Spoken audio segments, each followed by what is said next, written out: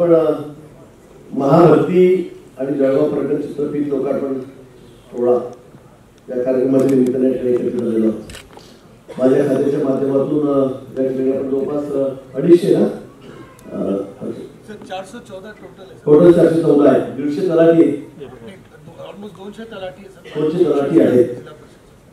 अच्छा, तलाठी 195 आहेत. शिक्षण सेवक आमचे 114 आहेत. कनिष्ठ अधिक 28 आहेत. कनिष्ठ अभियंता 35 आहेत. 414 त्यांना आपण नवीन नियुक्त्या त्या ठिकाणी आमच्या तरुण मित्रांना त्या ठिकाणी देत आहोत. त्याबद्दल तुम्हाला सर्वप्रथम मी मनापासून शुभेच्छा या ठिकाणी देतो. या वर्षभरामध्ये ग्रामविकास खात्याच्या माध्यमातून मी जवळपास 19,000 भरती या ठिकाणी आपण हाती घेतली. त्या इंटरव्ह्यू बऱ्याच झालेल्या आहेत. काही आता शेवटच्या टप्प्यामध्ये आहेत. निकाली वर्ष लागलेले आहेत. अगदी शेवटचा टप्पा. मी आता त्यांना आपल्या सेक्रेटरीशी बोलत होतो, जे आयोजक आहेत परीक्षेचे त्यांच्याशी बोलत होतो. रिझल्टसाठी सारखे फोन येत आहेत. रिझल्ट लावा, मागचे झालेले काही अजून लागत नाहीये, काही पुढच्या परीक्षा कधी घेतात. पण या महिनाभरामध्ये आम्ही सर्व आपल्या ज्या भरत्या आहेत त्या आम्ही सगळ्या या ठिकाणी संपवणार आहोत आणि जवळपास 19,000 नोकऱ्या आम्ही आम्हाला खात्याच्या माध्यमातून सुरळीतपणे, कारण आजकाल परीक्षा सुरळीतपणे घेणं ही मोठी सरकार झालेली आहे. इतकं सोपं राहिलेलं नाहीये. काही ना काही गडबड, खूप गडबड. काही ना काही म्हणता येते. आता UPSC सारख्या ठिकाणी सुद्धा कशा गडबडी चाललेल्या आहेत. हे आपण बघतात किती कसरती कराव्या लागतात काही जणांना आणि कसरती करून कसे UPSC सारख्या एकदा सुद्धा ट्रॅक करायला लागलेले आहेत. त्यामुळे त्या विषयात आता न बोललेलं बरं. पण सगळ्या मोबाईलमुळे जास्त ताप झालेला आहे. मग कोणी फोटो काढतो, लपून घेऊन जातं, पत्रपत्रिका बाहेर येते, पत्रपत्रिका त्याच्यावर येते, अनेक गोष्टी आहेत. आता त्याचा विषय तुम्ही करणार नाही. पण नोकरी लागणं म्हणजे सरकारी नोकरी लागणं हे आपल्या आयुष्यामध्ये मला वाटतं अनेक जणांचं एक स्वप्नासारखं झालेलं आहे. पण ज्यावेळेला आम्ही 75 वर्ष स्वातंत्र्याचा साजरा करत आहोत त्यावेळेला एकनाथजी शिंदे मुख्यमंत्री मानले, देवेंद्रजी अजितदादा त्यावेळेला नव्हते, पण नंतर जॉईन झाले त्याच्यामध्ये.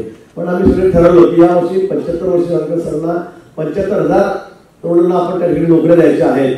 हा संकल्प आम्ही गेल्या वर्षभरापूर्वीच केलेला आहे आणि 75,000 आकडा जवळपास आम्ही आता हा क्रॉस केलेला आहे. हा मी उलाढलेला आहे. याचा निश्चित आनंद आम्हाला या ठिकाणी आहे. कशाच्या नोकऱ्या निघतील तर तात्काळ इंटरव्ह्यू घेतल्या जात आहेत. पारदर्शकपणे कशा होतील संदर्भामध्ये आम्ही प्रयत्न करतो आणि या तुम्हाला नोकऱ्या देण्याच्या संदर्भामध्ये शासन अतिशय पॉझिटिव्ह त्या ठिकाणी आहे. हे आपण इथे बघतात. आता आमच्या एका मुलीने सांगितलं की आईला डोळ्यात पाणी यायला अश्रू आले. खरं आहे, नोकरी मिळणं तिथे सर्कसच आहे मोठी, त्याच्यातलं कल्पना आहे. एक तर नोकऱ्या निघत नाही, निघाल्या तर होता आमच्याकडे नुसतं 19,000 जागा होतो, जो 12 लाख विद्यार्थी परीक्षेला बसले. 19,000 जागेसाठी 12 लाख विद्यार्थी परीक्षेला, काय बोलावं याबाबतीत आम्हालाही कळत नाही. म्हणजे एवढ्या लोकांचे पैसे परीक्षा घेताना, म्हणजे व्यवस्था करताना आमच्या इथे नाकाजाम येतोय. विद्यार्थ्यांना वाटतं परीक्षा का घेत नाही, पण एकाच वेळेला तर होऊ शकते. आम्ही टप्प्याटप्प्याने वेगवेगळ्या कॅटेगरी त्याप्रमाणे तरी सुद्धा एकाच वेळेला एवढ्या मोठ्या लाखो विद्यार्थ्यांच्या परीक्षा आम्ही घेऊ शकत नाही, त्याची व्यवस्था करू शकत नाही. ही वस्तुस्थिती आहे. पण आता हे चाललेलं आहे आणि या परीक्षा आता झालेल्या आहेत.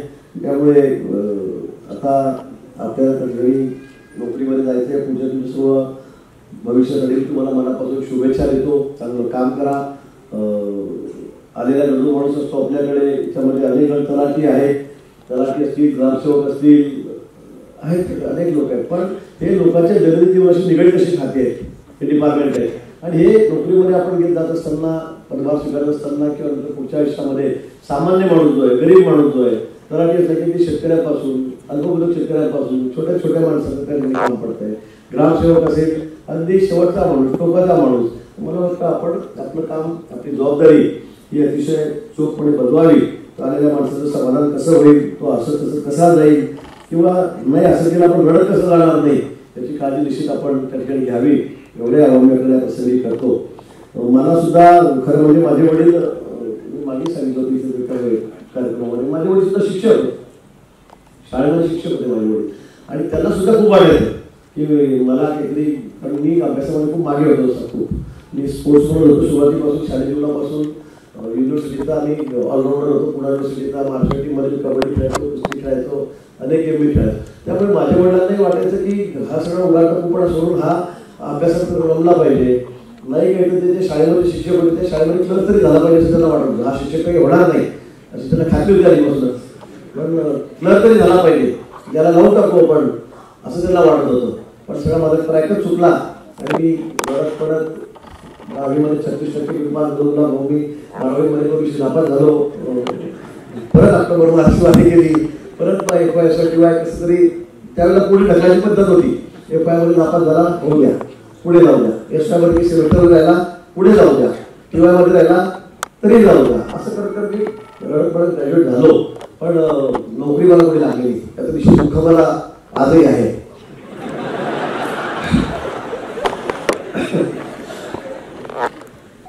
नोकरी लागली ते पण आज पूर्ण कल्पना आहे. 7.5 वर्ष मी मेडिकल मध्ये होतो. माझ्याकडे इरिगेशन सर्व्हिस लँड मोठं खातं होतं, मेडिकल खातं होतं. म्हणजे अमेरिकन डॉक्टर यायचे, जर्मनीहून यायचे, जपान यायचे, सगळ्यांना मी मार्गदर्शन करत होतो. गंमत आहे बघा लोकशाहीची. बाबासाहेब आंबेडकरांनी आम्हाला अधिकार दिलेला आहे, तो किती मजबूत आहे, जोरात आहे की त्याच्यामध्ये काही असं नाही आहे कोणाला की बाबा तुम्ही सारे ग्रॅज्युएट आहे तर तुम्ही ज्या घरच्या डॉक्टरांना तुम्ही मार्गदर्शन करायचं नाही किंवा त्याचे संभाषण करायचं नाही, त्याच्याशी बोलायचं नाही असं नाहीये. पाकिस्तानमध्ये ट्रॅव्हल जाऊन जापान अमेरिकेला जाऊन आम्ही तिथे त्याच्यासमोर भाषण करतो की कसं मला मी सांगत नाही कसं काय बोलतो. पण तिथे मला भाषण केलं होतं त्याच्यासमोर जाऊन. गंमत सगळी. पण निश्चित त्यावेळेला मला नोकरी लागली नाही. मी फार अभ्यासात लक्ष घातलं नाही आणि म्हणून आज मी तुमच्या समोर मध्ये मार्गदर्शन या ठिकाणी करतो आहे. गमतीला पण जाऊ द्या. पण तुम्हाला सर्वांना मनापासून या ठिकाणी मी शुभेच्छा देतो. आमच्या मंडळात सर्व काही लोक असेही आहे ते त्यांना आम्ही सगळी खूप रेखाडून शिकवली आहे की जणांना की फक्त असं करायचं आणि असं सारखंच करायचं, पुढे पडल्याचं याच्यामध्ये. आता मी सही करायला शिकलेले आहेत. आता सही करायला शिकले 5 वर्षांनी का होईना ते सगळे सही करायला शिकलेले आहेत, ते करता येतात सही. पण ही सगळी लोकशाहीचीच करामध्ये बाबासाहेबांचा सगळा त्यांनी जो आम्हाला अधिकार दिला आहे सगळे सारखे आहेत. त्याचाच हा सगळा परिणाम आहे. म्हणून सर्व माणूस, तो गरीब असेल, अगदी शेवटचा असेल, कुठलाही असेल, कुठल्याही समाजाचा असेल, धर्माचा असेल, पण लोकशाहीने आम्हाला हा अधिकार विशिष्ट ठिकाणी दिलेला आहे. नाहीतर शिक्षणाचा आणि फार राजकारणाचा असं म्हणजे संबंध असले म्हणणार आहेत. क्वालिफाईड लोक पण आहेत, खूप उच्च शिक्षित पण याच्यामध्ये आहेत. शिक्षणासारखे 10-15 डिग्री घेणारे राजकारणी पण आपल्या ठिकाणी पाहिले. पण 4थी पास मुख्यमंत्री झालेले पाहिले आणि त्यांनी अतिशय उत्तम प्रशासन चालवलं. आपल्याला कल्पना असेल वसंतदादा 4थी पास मराठी शाळेत पास झालेले आमच्या राज्याचे मुख्यमंत्री आणि ते अतिशय प्रभावी मुख्यमंत्री होते. त्याचं नाव आज महाराष्ट्राच्या राजकारणामध्ये याची आपल्याला कल्पना असेल. आणि म्हणून शिक्षण खूप झालं म्हणजेच सगळं ज्ञान येतं. ज्ञान येतं म्हणजे इथे राज्याच्या काळात होताना जनरल नॉलेज पाहिजे. आमचा बेस लहानपणापासून हा याच गोष्टीमध्ये गेला. मी संघाचा स्वयंसेवक होतो, नंतर महाविद्यालयात विद्यार्थी परिषदेवर गेलो, नंतर भाजपमध्ये युवा मोर्चात गेलो, मंत्री गेलो, मग सरपंच झालो, जिल्हा परिषद झालो, मग 1दा 2दा 3दा 4दा 5दा 6 वेळा मी आमदार झालो. मी BJPचा सगळ्यात सिनियर आमदार आहे विधानसभेमध्ये, सगळ्यात सिनियर आमदार. पण हे कसं असते, तुम्ही एकदा परीक्षा दिली की तुम्हाला आता 60-65 काय असेल ठरवलं, तुम्हाला काही तिथे चॅलेंजच नाहीये. पण आम्हाला कसं आहे, दर 5 वर्षांनी तुला भाऊ चला जा परीक्षेला आणि आम्हाला 5 वर्ष अभ्यास करावा लागतो. आणि आजकाल तितकं मला माहिती आहे गुलाब भाऊ काय मदत काय सांगितलं की नाही, पण आमची तर कसं खूप मोठी असते म्हणजे आम्हाला सगळ्यांना सांभाळावं लागतं. म्हणजे तुम्ही 10 कामं करा, एक काम नाही केलं ना चालू मग मी तिकडे. आजकाल पाच कशा पद्धतीचं तुम्हाला माहिती खटाखट त्याच्यामुळे मोठा प्रॉब्लेम झालेला आहे आजकाल. इकडे देते तिकडे, तिकडे ते इकडे. म्हणजे आता पूर्वीसारखं राहिलेलं नाहीये. आता कार्यकर्ते पार्ट्या बदलतात, नेते पटकन इकडून तिकडे जातात. त्यामुळे मोठी कसरत आम्हाला त्या ठिकाणी करावी लागते आणि सगळ्यांना सांभाळावं लागतं. आणि दर 5 वर्षांनी परीक्षा द्यावं लागतं. तिथे जर नापास झालो तर मग घरी ते बरेच पेन्शन वगैरे आहे आम्हाला तशी 5-15 वर्ष आहे तशी, काही अडचण नाहीये. पण सगळ्या क्षेत्रात तुम्ही कुठेही जा, सगळ्या क्षेत्रामध्ये खूप मेहनत करावी लागते, कसरत करावी लागते, परिश्रम करावे लागतात. क्षेत्र कुठले असू द्या, अगदी शेतकरी असेल तर शेतकरी क्षेत्रावर कार्य करतात. एखादा हातगाडीवर काम करणार असेल तरी धंदा व्यवसाय असेल त्याची कसरत त्या ठिकाणी असते. दुकानदार असू द्या त्याची असते, डॉक्टर असू द्या, वकील असू द्या, शिक्षक असू द्या, इंजिनियर असू द्या, प्रत्येक क्षेत्रामध्ये कठोर परिश्रम करणार. तुम्हाला जर यश संपादन करायचं असेल, तुम्हाला जर आयुष्यामध्ये पुढे जायचं असेल तर कठोर परिश्रमाशिवाय तुम्हाला पर्याय नाही. ही गोष्ट कुठल्याही क्षेत्रामध्ये बघू शकली आणि राजकारणामध्ये तर खूप मोठ्या प्रमाणामध्ये. अरे तर एकदा दोनदा निवडून येणं फार सोपं असतं राजकारणामध्ये, पण तिसऱ्यांदा माणूस म्हणतो जाऊ दे हो काय तो अगदी नमस्कार घेत नाही, काळीची काळच वर घेऊन येतो, चालला तो तिकडे हवेत चालला, म्हणजे असे बोलणारे लोक आहेत. आणि त्यामुळे 6 वेळा आता तुला भाऊ तुम्ही 4 वेळा तुला भाऊ 4 वेळा आहेत तिकडे आले तर आमचे अजून पहिल्यांदाच आहे. तुम्हाला खूप कसरत करायची झाला तर हो.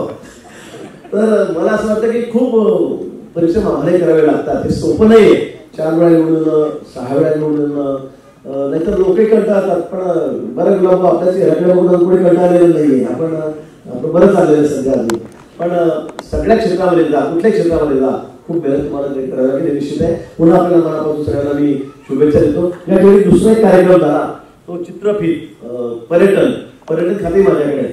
आमच्याकडे कसं झालं या 2 वर्षामध्ये 3-4 वर्षांमध्ये खाते बदलले. तू म्हणजे इन्कमिंग वाढलं की खातं बदललं.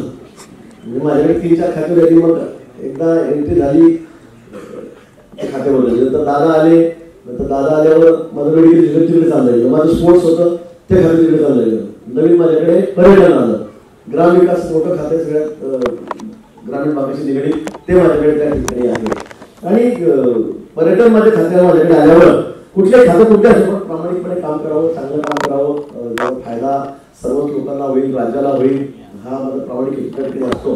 आणि म्हणून गेल्या 8-10 महिन्यापासून या खात्यामध्ये सुद्धा खूप मोठे बदल. एक नवीन पॉलिसी आता आपण गेल्याच कॅबिनेटमध्ये 15 दिवसापूर्वी वाचलं असेल. नवीन पॉलिसी आपण या संदर्भात पर्यटनाची या राज्यामध्ये आणली. बऱ्याच वर्षापासून नवीन पॉलिसी नव्हती, पण आपल्यापेक्षा अनेक राज्य असेल तिथे पुढे चालले गेले. मग ती काश्मीर असेल, केरळ असेल, उत्तराखंड असेल, मध्य प्रदेश असेल, गुजरात असेल, राजस्थान असेल, पर्यटनाच्या दृष्टीने आपल्यापेक्षा खूप पुढे निघून गेले. ही वस्तुस्थिती आहे. ते काय निघाले याचे अभ्यास आम्ही केला. आपल्याकडे लोक काय येत नाही, इन्व्हेस्टर काय येत नाही, का आपल्याकडे परदेशी पर्यटक येत नाही, आपल्याकडे काय कमी आहे. पर्यटक त्यावेळेला आपण काही इन्फ्रास्ट्रक्चर त्यांना देऊ, काही सोयीसुविधा देऊ, 5 स्टार हॉटेल या ठिकाणी उभे करू. आपल्याकडे समुद्र किनारे 750 किलोमीटरचा जो अतिशय सुंदर कुठेच नाही देशामध्ये, कोकणालगत मुंबई पासून गोव्यापर्यंत तो आपल्याकडे त्या ठिकाणी आहे. आपल्याकडे महाबळेश्वर आहे, माथेरान आहे, अजिंठा आहे, एलोरा आहे. आपल्याकडे नागपूर साईडला एवढे फॉरेस्ट आहेत ताडोबासारखे, तिथे वन्य प्राणी आहे, पक्षी आहेत, ते कुठे नाही. इतके वाघ आपल्याकडे आहेत, सर्व आपल्याकडे. पण यातून आपण मागे का, तर याचे अभ्यास मी त्या ठिकाणी केला. आणि म्हणून या ठिकाणी आपल्याला या क्षेत्रामध्ये पुढे जायचं असेल तर आपल्याला काही ना काही इन्सेंटिव्ह लोकांना द्यावे लागतील, सोयी सुविधा लागतील. आम्ही नागपूरला गेलो तर बॉर्डर एमपीची आहे. आम्ही बघतो पेंच मध्ये पुढे गेलो तर इतके रिसॉर्ट आहेत, इतके हॉटेल आहेत की त्याला गणपती नाही किती येतं. पण आपण फक्त बॉर्डर आपल्याकडे महाराष्ट्रात आली की तिथे पाण्याचा ठेवा सुद्धा लागला, चहाचा ठेवा सुद्धा लावते लोक. का लावत नाही तर काय नाही, तिकडे आम्हाला एवढ्या सोयी सुविधा आहेत. तिथे सगळ्या गोष्टींमध्ये आम्हाला स्टेट जीएसटी मध्ये आम्हाला माफी आहे, आम्हाला त्या ठिकाणी टॅक्सेशन मध्ये माफी आहे, आम्हाला तिथे काय जागा खरेदी करायची असेल स्टॅम्प ड्युटी मध्ये एक्झम्पशन आहे, इलेक्ट्रिक बिलामध्ये एक्झम्पशन आहे, पाण्यामध्ये आम्हाला एक्झम्पशन आहे. सगळं त्यांनी आम्हाला सोयी सुविधा दिलेल्या आहेत. पण महाराष्ट्रामध्ये तुम्ही काही देत नाही, त्यामुळे आम्हाला इथे हॉटेलांना पुरवठच नाही, एवढे टॅक्सेशन तुमचे आहेत. आणि म्हणून आम्ही सगळ्या गोष्टींचा अभ्यास केला. आम्ही नागपूरच्या हॉटेल चालू वर्षांनी त्यांना बोलवलं, मुंबईत त्यांना बोलवलं, पुण्यातला बोलवलं, सगळ्या भागातल्या औषधांना आम्ही बोलवलं. तुमच्या काय अडचणी आहे त्या आम्ही करू, तुम्हाला काय हवं, मग ते ट्रॅव्हल एजंट असतील त्यांना आम्ही बोलवलेलं आहे. सगळ्यांना आम्ही बोलवलं, त्याच्या अडचणी जाणून घेतल्या. आणि आपल्यामध्ये काय कमी आहे की आपल्यामध्ये टुरिझम आपल्याकडे इतकं कमी झालेलं आहे, आपल्याकडे लोक काय आकर्षित होत नाही, इन्व्हेस्ट का करत नाही. पण त्यांनी सगळ्या अडचणी सांगितल्या आणि त्या अडचणी सांगितल्यानंतर आम्ही त्या ठिकाणी एकत्रित बसून सर्व अधिकाऱ्यांना घेऊन आम्ही नवीन पॉलिसी आहे. मग आम्ही केरळमध्ये गेलो, आम्ही उत्तरांचलमध्ये गेलो, त्या ठिकाणी काश्मीरमध्ये गेलो, राजस्थान, गुजरात, मध्य प्रदेश सगळ्या ठिकाणी गेलो. आमच्या अधिकाऱ्यांना पाठवला अधिकाऱ्यांना. आणि त्याला सांगितलं तुम्ही त्यांच्या पॉलिसीचा अभ्यास करा की ज्या ठिकाणी आपल्यापेक्षा जास्त पुढे झालेले आहेत, वेगाने पुढे जात आहेत, त्यांची पॉलिसी काय. आणि सगळ्या पॉलिसी एकत्रित करून सर्व समावेशक अशी पॉलिसी की त्यामुळे ही सगळ्या देशामध्ये सुंदर पॉलिसी असेल. ती पॉलिसी 8 दिवसापूर्वी त्या ठिकाणी आता आपण नवीन तयार केली. ती आपण सगळी तुम्हाला ऑनलाईन बघायला मिळेल. आणि ती पॉलिसी मला निश्चित खात्री आहे की या ठिकाणी महाराष्ट्रात कुठे या संदर्भामध्ये कमी राहणार नाही, मागे राहणार नाही, खूप पुढे आपण. मला वाटतं आपणाला कल्पना असेल जगामध्ये अनेक देश असेल तिथे फक्त पर्यटनावर चालत आहेत. इतके त्यांची आर्थिक स्थिती भक्कम झालेली आहे. सर्व त्यांचं आर्थिक नियोजन फक्त या टुरिझमवर आहे. युरोपचे अनेक राष्ट्र आहेत, म्हणजे अनेक आपल्या देशाचा त्याचा उल्लेख करावा लागेल की त्या ठिकाणी फक्त पर्यटनावरच त्यांची सगळी गौरव चाललेली आहे. आणि म्हणून मग आपण का मान म्हणून मोदींनी आपल्या मार्गदर्शन आता पहिल्यांदाच त्यांनी शपथ घेतल्यानंतर पहिल्या मिटिंगमध्ये त्यांनी सांगितलं की सर्वात महत्व कशाला तर पर्यटनाला आपण द्यायचं, पर्यटनाला द्यायचं. आणि पर्यटनाकडे आपण नुसतं उद्योगाचा दर्जा देऊन चालणार नाही. उद्योगाचा दर्जा देणं हा भाग वेगळा आहे, पण उद्योग म्हणून बघणं हा विषय वेगळा आहे. आणि म्हणून आता पर्यटन हा सुद्धा उद्योग आहे. आणि म्हणून जशी आपण IT पॉलिसी आहे, इंडस्ट्री पॉलिसी आहे, तशी आपण आता टुरिझम पॉलिसी ही सुद्धा त्या ठिकाणी सुरू केली आहे. आणि त्या दृष्टीने आपण सगळे निर्णय घेतले. मला खात्री येणाऱ्या 1-2-3 वर्षामध्ये आपण इतक्या वेगाने या ठिकाणी पुढे जाऊ की अनेक राज्यांना आपण मागे सोडून महाराष्ट्र हा या खात्यामध्ये या पर्यटनामध्ये हा सर्वात पुढे जाईल. आणि यामुळे मिळणारा जो रोजगार आहे, आज आपण लोकांचे इतके फिरतात, पण खूप मोठा रोजगार कुठे निर्माण होत असेल तर तो पर्यटनामध्ये होतो. आणि एक हॉटेल उभं राहिलं. आता मी सुंदरला त्या हॉटेलला परवानगी दिली 5 स्टारला त्या ठिकाणी. आज त्यातून किती हजारो लोकांना रोजगार मिळणार आहे. अगदी छोट्या म्हणजे दूध विक्रेत्यापासून गाई म्हशीवाल्यापासून बकरीवाल्यापासून सगळ्यांना, म्हणजे सफाई कामगार असेल त्याच्यामध्ये स्किल पण आहे, अनस्किल पण आहे. अगदी 4-5 माणसाला सुद्धा साफसफाई करायचं, गाडीचं काम त्या ठिकाणी मिळत आहे, झाडपूस करायचं काम त्या ठिकाणी मिळत आहे, हाऊसकीपिंगचं काम त्या ठिकाणी मिळणार आहे. म्हणजे याच्यामध्ये क्वालिफिकेशन नाही. तुम्ही IT मध्ये जात तर मग त्या संदर्भामध्ये त्या ठिकाणी क्वालिफाईड लोक पाहिजे, तसेच पाहिजे. इंडस्ट्रीमध्ये गेले तर मग त्या ठिकाणी टेक्निकल शिकलेले पाहिजे, तसं नाहीये. तर या ठिकाणी असं आहे की तुम्ही सगळ्या क्षेत्रात म्हणजे अगदी नॉन कॉलेज म्हणजे जे 4वी, 8वी, 10वी, 12वी आहेत त्यांना सुद्धा मोठ्या प्रमाणात रोजगार मिळवायचा असेल तर तो त्या ठिकाणी महिलांना विशेष करून रोजगाराच्या बाबतीमध्ये टुरिझम हे सगळ्यात अग्रेसर आहे. महिलांना सुद्धा मोठ्या प्रमाणात रोजगार आपण त्या ठिकाणी देऊ शकतो. आणि म्हणून टुरिझमला प्राधान्य देणं हे आता क्रमप्राप्त झालेलं आहे. आणि अशाच एक टुरिझमची फ्लिप या ठिकाणी आता आपण या ठिकाणी बघितलेली आहे. आणि त्यासाठी टुरिझम हे देशामध्ये पुढे कसं जाईल, त्यातून आपल्याला चांगला उद्योग म्हणून कसं बघता येईल, त्यासाठी शासनात आमचा सगळ्याचा प्रयत्न या ठिकाणी आहे. माझा परत दिल्लीहून वाचतोय, मला जॉईन व्हायचं आहे, त्यामुळे जास्त मी आपला वेळ आधीच घेतलेला आहे, जास्त वेळ मी घेणार नाही. पण आज ज्यांना सगळ्या नियुक्त पत्र मिळालेलं आहे पुन्हा त्यांना मी मनापासून खूप खूप शुभेच्छा देतो. शासनाची भूमिका केंद्र शासन असेल, राज्य शासन आहे, त्याची बाबतीत अतिशय स्पष्ट आहे. रोजगार मिळाला पाहिजे तरुणांना, रिकाम्या कसता काम. जगामध्ये सर्वात तरुण राष्ट्र कोणतं आहे तर ते आपलं आहे, भारत देश. सगळ्यात तरुणांची संख्या कुठे 18-25 तर ती आपल्या देशामध्ये मोठा युवावर्ग आपल्याकडे.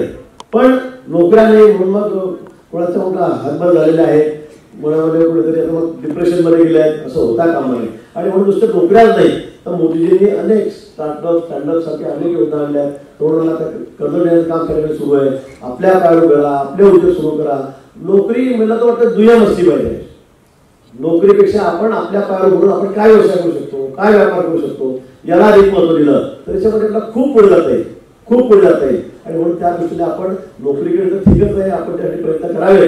पण त्याचबरोबर शासनाच्या ज्या योजना आहेत त्यांचा लाभ घेऊन, बँकेकडे जाऊन कर्ज घेऊन अनेक योजना आता मोदींनी या ठिकाणी सुरू केलेल्या आहेत, आमच्या राज्य सरकारने सुरू केल्या आहेत. तर त्या माध्यमातून आपण त्याचा फायदा घेऊ, त्याचा जास्त उपयोग घेऊन आपल्याला आयुष्यामध्ये पुढे कसं जाता येईल त्यासाठी सर्वांनी आपण प्रयत्न करावे. आणि त्यासाठी मनापासून आपल्या सर्वांना मी शुभेच्छा देतो आणि थांबतो. जय हिंद, जय महाराष्ट्र.